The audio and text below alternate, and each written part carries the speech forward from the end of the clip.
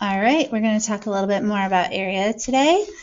So you've probably been noticing in your assignments that there have been these sort of conjoined shapes. And so I feel like it's time that we actually talk about them. So we're going to talk about area of composite figures, which composite just means like smushed together, conjoined thingies. And we're going to do that on page 116.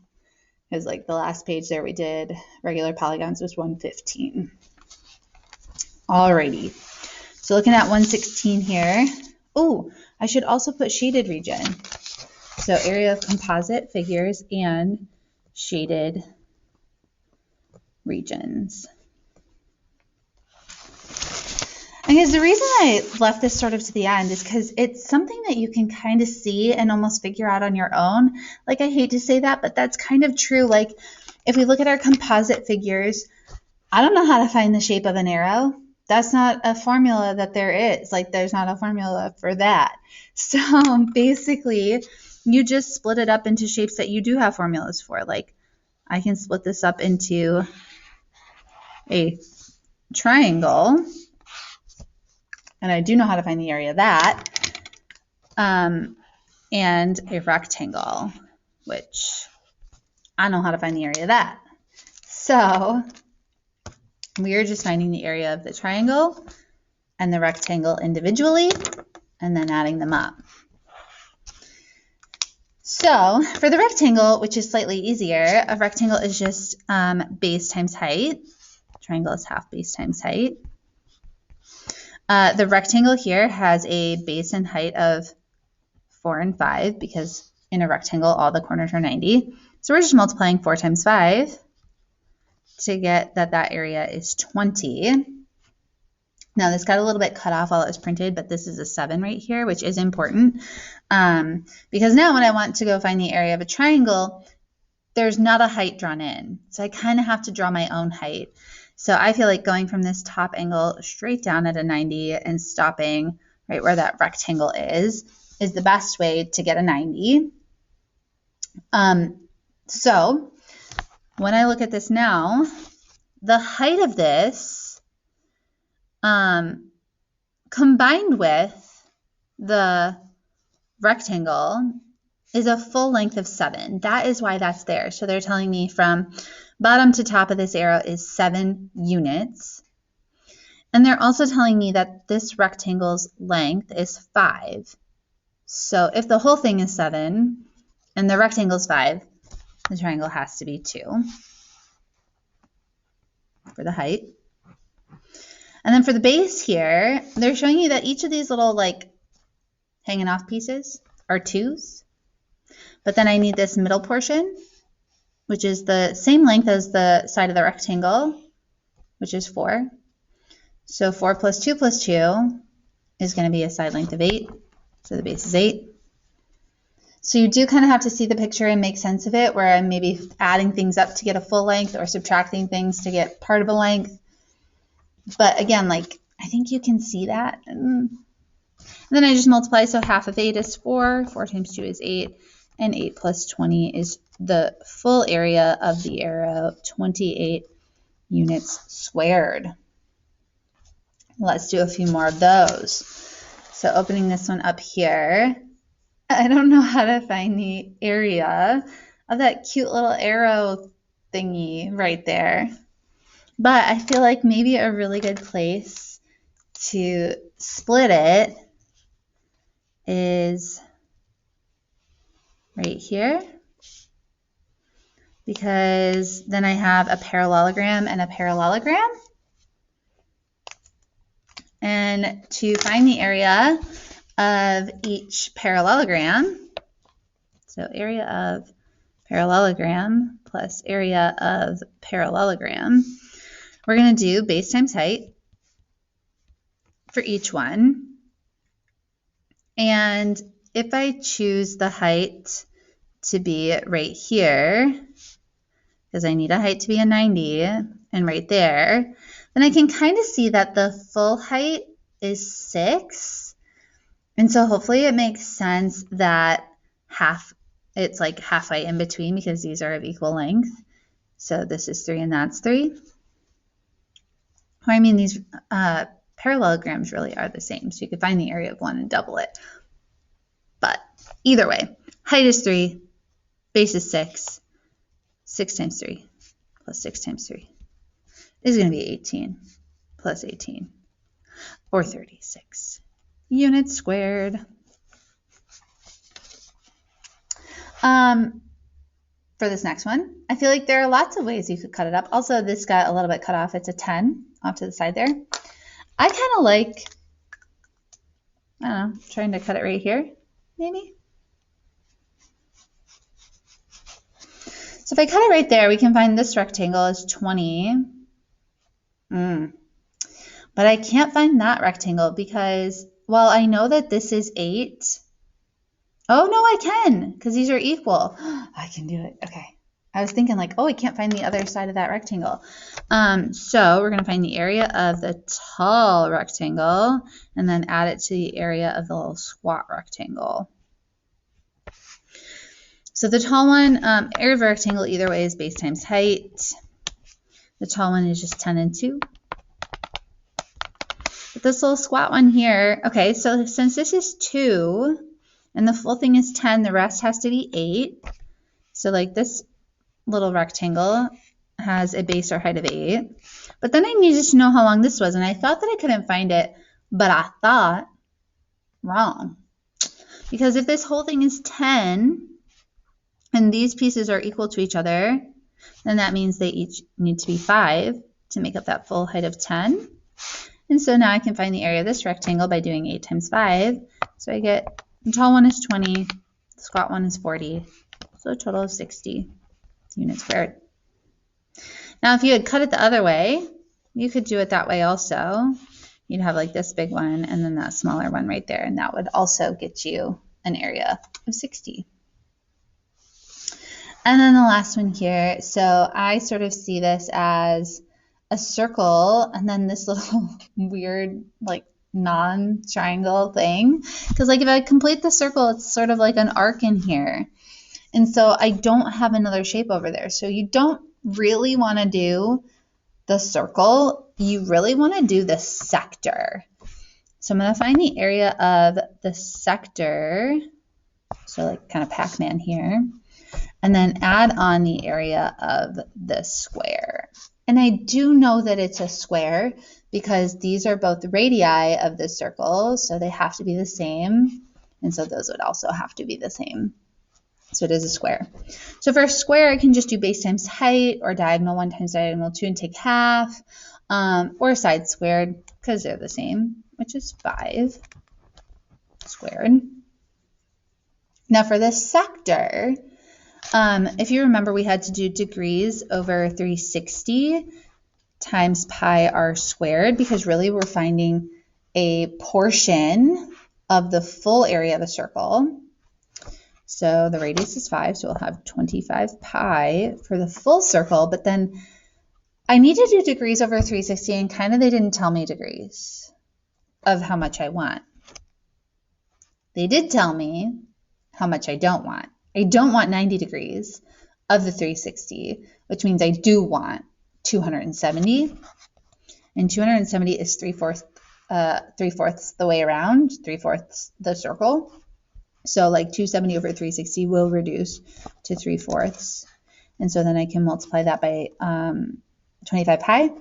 So that'll be 75 pi over 4 plus 25. And so if I want the exact area, which I do, you leave it like that. You can't add those up because one has a pi on it and the other one does not. If you wanted approximate, we'd have to divide, multiply by pi, and then add 25. Okay, now let's talk about the other option here, these shaded regions, which is almost the exact opposite of this. Sorry, I paused something and I hope that it didn't get cut out. So if I'm looking at the shaded region and I only want the area of the shaded region, I really see two things here anyways. I see a rectangle and then a circle. But the thing is, I want the area of the rectangle without that circle in it. So it's almost like taking a cookie cutter and cutting that circle out and getting rid of all that area in there. And if I want to get rid of something, I want to subtract it. So you're kind of always taking the outside shape or the bigger shape and then subtracting off the inside shape or the smaller shape. So finding the area of a rectangle, we're going to do base times height, and then we're going to subtract the area of the circle, which is pi r squared. So the base and height of the rectangle feels like I don't know it, but I can swing a radius around wherever I want. And so I really do know that the length of this side right here is 6. And so 6 times 9 will be the area of the rectangle, or 54. And then I can see that the radius is 3 for the circle, so 9 pi. And if I want exactly the area, then I'm done. If I wanted to get an approximate area, I would need to multiply by pi and then subtract from 54. Making sure that I don't get a negative amount, because that should not happen. I can't have negative area. Alrighty, let's try some more of those. So looking at this one here, if you look quickly, I see a rectangle and a circle, and so you might think, oh, I got to do area of a rectangle minus the area of a circle. But the rectangle really stops right here. So I don't really want to subtract off the whole circle. I'm really just subtracting off half a circle, or a sector again. So half a circle. So to find the area of the rectangle, we're going to do base times height, and then we're going to subtract the area of the sector, which is going to be degrees over 360 times pi r squared. And so area of the rectangle here, I can see that the base and height are 8 and 4, so 32. And then the amount of degrees that I traveled here, again, is not really shown to me, but they did draw in this diameter, which is exactly where the rectangle ends, which is cutting your circle perfectly in half. So when I cut 360 in half, that's 180, but 180 over 360 is half, so really you're just doing half the area of the circle, which I need to know the radius. Kind of also feels like I don't know it, but I do. Because if this whole length is 4, then this diameter is 4, and so each radius is 2. So 2 squared. Now 2 squared is 4, and half of that is 2, so the area is 2 pi. And again, I can't subtract these right now, but I can write that as my exact area. If I wanted the approximate, maybe I should do one of these on my calculator just to be safe.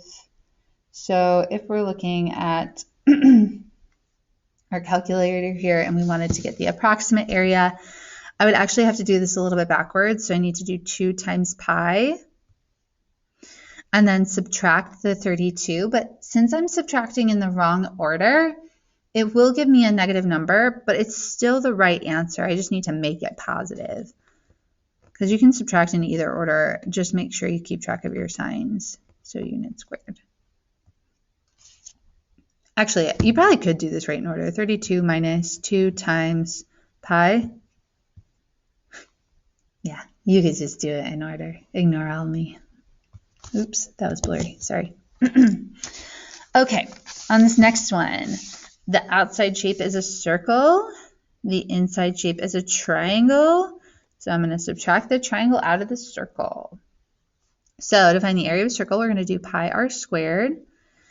To do the area of a triangle, I have so many options. Like I could do half base times height. I could do half side 1 times side 2 times the sine of the angle in between. But I think on this one, I actually want to do half apothem times perimeter. And I feel like that's the one I want because they've marked the radius for me here, which means I can drop down my apothem. And if you remember in an equilateral triangle, it was always a 30, 60, 90, where 60 was at the top, meaning that since my hypotenuse is 4, the smaller side will be 2, And then the longer leg will be 2 root 3. So that will help me to find the perimeter, and I now know the apothem. Also, when I'm finding the area of a circle, the radius was also 4.